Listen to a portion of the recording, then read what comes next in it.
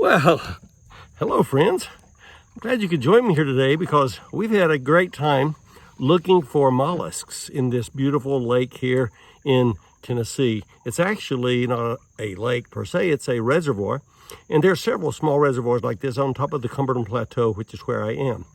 What we're looking for right now, though, is not just any type of mollusk. I'm looking for invasive mollusks. And specifically, I'm looking for these little guys that I have here in my basket.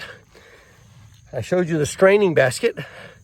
I strain the sand and the mud at the bottom, and we take these small clams out. These clams that you see here are actually invasive clams. They are not native to North America, though they are very widespread here now. The clam is called the Asiatic clam or the Asian clam.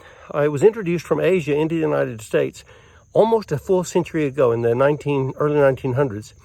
And it has settled throughout the South. It's mostly a warmer water species, but it has moved slowly northward.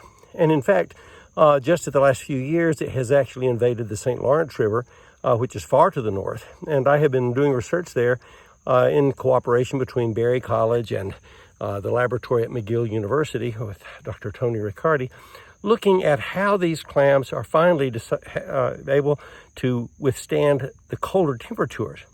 So we actually collected clams from this lake and we compared them to clams from other areas all the way up to the north and into the St. Lawrence area. And we're looking at that and are, trying to understand how they can begin invading very cold waters, where in the last century they have only been in very warm waters.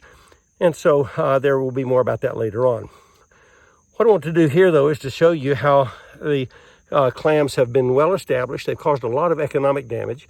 They have damaged power plants and other facilities with water intakes because they cause what are called clam clogs, clogging up the intake water grates of those facilities. Also, their most important damage has been to our native clams. We have a lot of native freshwater clams that I'll report on more in a different episode, but they have outcompeted those native ones and have caused them to decline.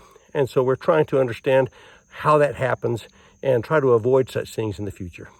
For now, I'm going to keep staying wet, getting these clams, trying to learn more about them, and I'll report more to you about some of the ways we're putting these clams to good use in monitoring for waterborne diseases. For now, take care, and we'll see you later.